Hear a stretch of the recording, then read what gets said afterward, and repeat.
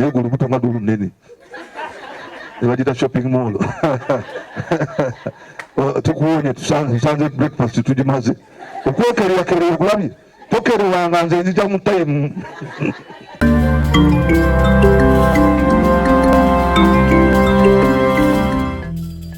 Kenya Rendere are my names. I am the Executive Director for Network for Active Citizens. We are an NGO that is supporting young people to be climate smart in whatever action they are taking.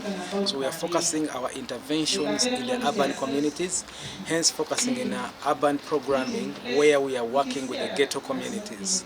Today we are hosting the Global Urban Thinkers Campus. So as a nation, as a country, we are hosting the Urban Thinkers Campus, an initiative that is focusing on accelerating Kampala to go green. We chose this thematic direction because we know as human beings we have a huge impact on the environment. If the environment has provided for us everything we have and everything we are cherishing and appreciating in it, what actions are we taking to ensure that we are also giving back and sustaining the natural interventions, the natural resources that we found on ground? So as an organization, we are focusing on working with young people, working with the local leaders, the city authorities, to ensure that they establish policies, programs, and priorities in terms of budget on interventions that are focusing on climate mitigation and adaptation.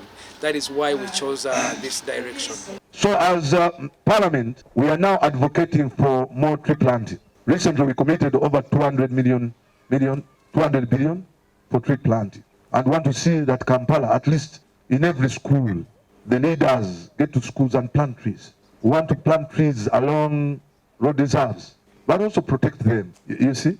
And that one, we discussed that just last week in Parliament. We want to see that we mitigate so that we have a clean. We also want to make sure that, you know, we talked about electricity being expensive, but solar energy, clean energy is cheap.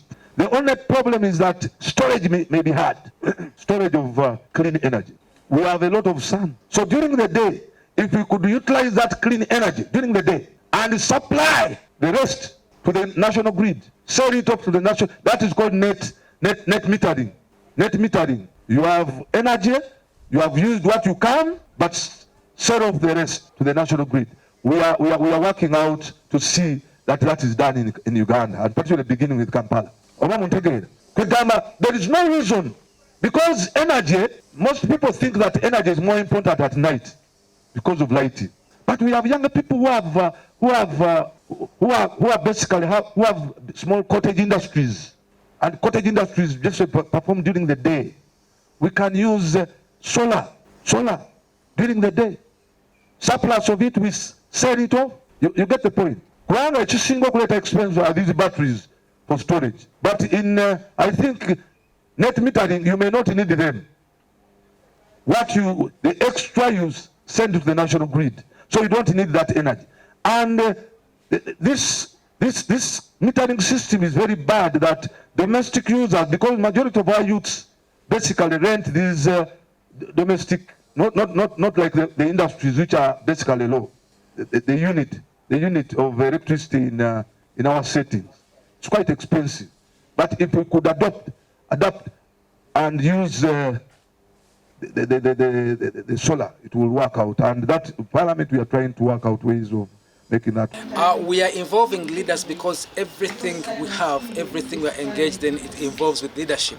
So therefore we are involving leaders, number one, to design programs, number two, to allocate resources, number three, to design policies and laws that actually enforce the effective utilization and sustainability of our environment. Therefore, as an organization, we are working with leaders to ensure that they allocate more resources to natural resource climate mitigation and adaptation. Number two, we are working with leaders because we want to keep reminding them of the need to actually prioritize and design programs that benefit and nurture the effective utilization and sustainable utilization of our land, especially in the city communities, since they are the key people that influence these decisions where we are not. We are also trying out to make sure that we have decent housing, particularly in the slums, decent housing. If we could only get that land in the slums, which was formerly a swamp, are we together? Cut it into 3, construct high-rise buildings, low-cost houses for these people, high-rise, decent houses. The other part, plant trees. Then the other part, reinstate the wetland. That has worked elsewhere in the developed countries. I went to Turkey. It worked in Turkey.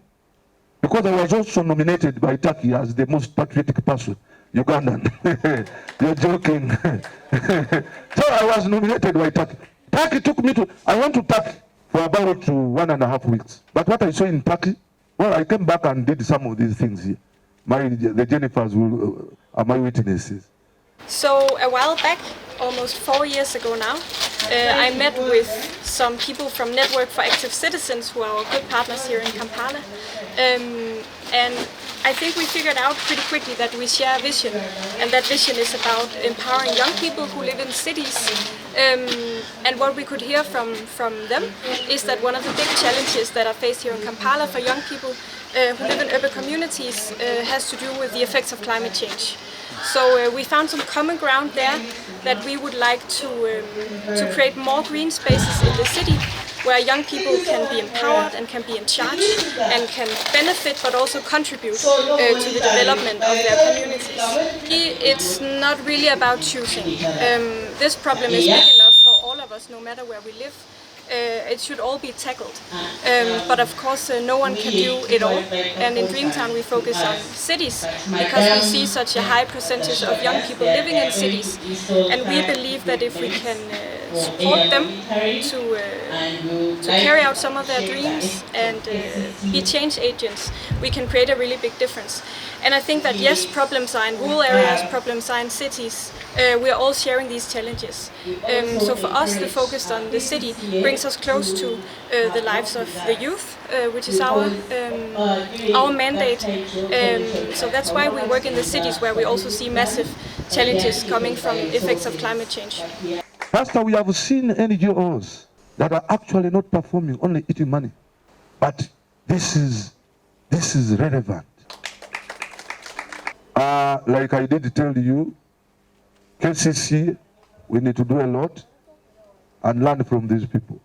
How best can we turn garbage, that is a problem, into a resource? How can we turn garbage into energy? By making briquettes.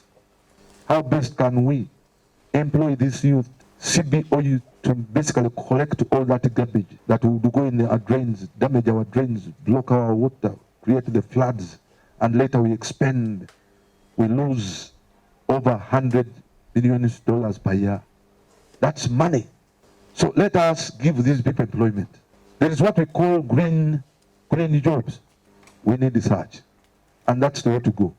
I know and I'm aware that KCCA has what we call, KCCA has a Kampala Climate Change Action Plan, which basically looks at the short and long-term adaptation of the city to climate change impact. Also creating a low-emission development path for the city to at least 22%, including transforming the threats of climate change into opportunities for the people of Kampala. That one I spoke about it. So the action plan, the Kampala Climate Action Plan, is available, and therefore we should utilize it.